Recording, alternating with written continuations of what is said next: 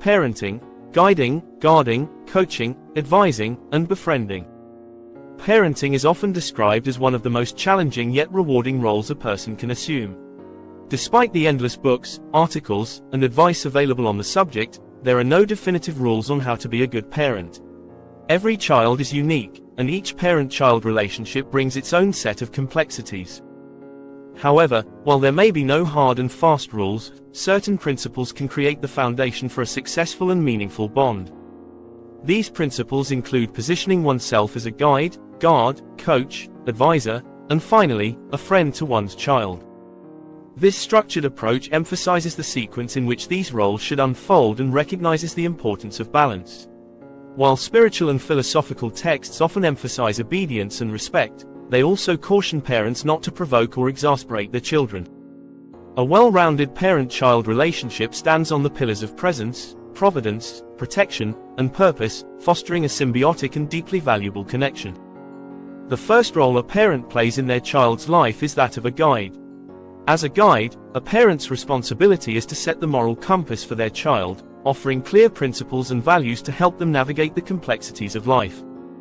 From an early age, children look to their parents for cues on what is right and wrong, what is fair and just, and what is expected of them in various situations. Guidance is essential in helping children internalize values such as honesty, empathy, responsibility, and kindness.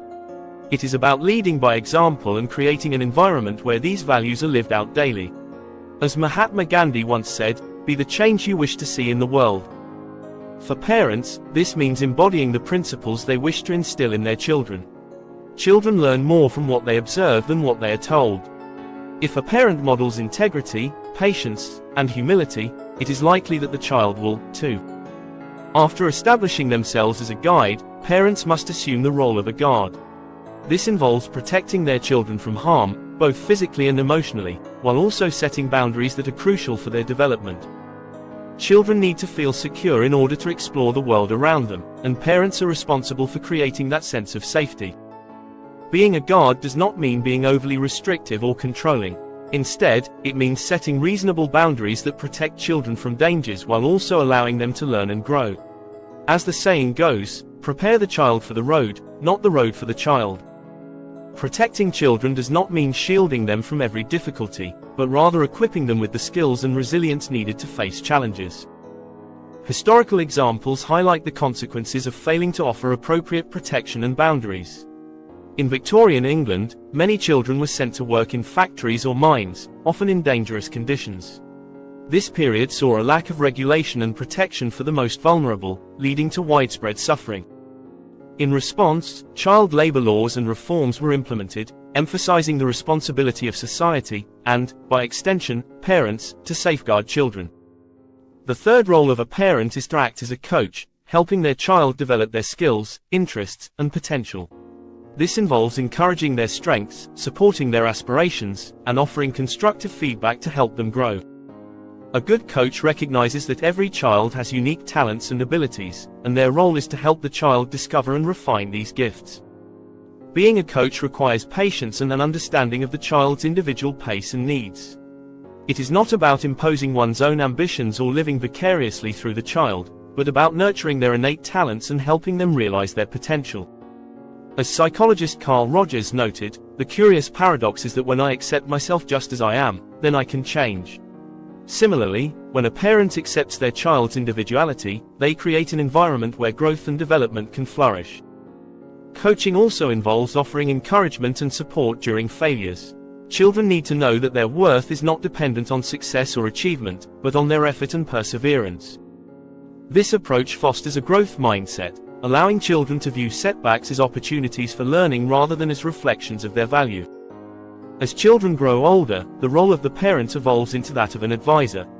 An advisor provides wisdom and insight, offering perspective on the child's decisions and life choices. Unlike a guide, who sets the initial direction, or a guard, who establishes boundaries, an advisor is there to offer support and counsel when needed. The role of an advisor becomes particularly important during adolescence, when children begin to assert their independence and make more significant decisions about their future. During this time, parents should strive to be approachable and open-minded, creating a space where their children feel comfortable seeking advice. As the ancient philosopher Epictetus remarked, we have 2 ears and 1 mouth so that we can listen twice as much as we speak. In the advisory role, listening is often more important than offering advice. This stage requires a delicate balance between providing guidance and allowing autonomy. Parents must recognize that their children are individuals with their own goals and dreams, and their role is to help them navigate the complexities of life rather than dictate their choices. Finally, after fulfilling the roles of guide, guard, coach, and advisor, a parent can assume the role of a friend. This does not mean relinquishing authority or blurring boundaries, but rather cultivating a relationship based on mutual respect, trust, and understanding. A parent who has successfully guided, protected, and supported their child will have laid the foundation for a meaningful friendship. Friendship between parent and child is the culmination of years of effort and investment. It is a relationship built on shared experiences, open communication, and genuine care for one another. As the saying goes, a friend is someone who knows all about you and still loves you. When parents have done their job well, they become a trusted confidant and ally for their child, rather than an authoritarian figure or distant observer. Underlying each of these roles are 4 essential pillars: presence, providence, protection, and purpose. Presence refers to the importance of being physically and emotionally available for one's child. Providence involves providing for their needs and creating a stable environment. Protection is about ensuring their safety and well-being, while purpose relates to instilling values and a sense of meaning in their lives. When these pillars are strong, the parent-child relationship becomes symbiotic in its value.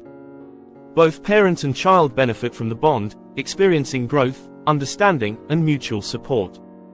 There may be no set rules on how to be a perfect parent, but there are practices that can lead to successful outcomes. By positioning themselves as a guide, guard, coach, advisor, and friend, parents can create a balanced and fulfilling relationship with their children. Each role builds upon the others, laying a foundation of trust, respect, and love. As parents strive to fulfill these roles, they must remember the importance of being present, providing for their children, protecting them, and giving them a sense of purpose. When these principles are in place, the parent-child relationship can withstand the challenges of life and flourish over time. Ultimately, the goal of parenting is not just to raise children, but to help them become whole and capable individuals who can contribute meaningfully to the world.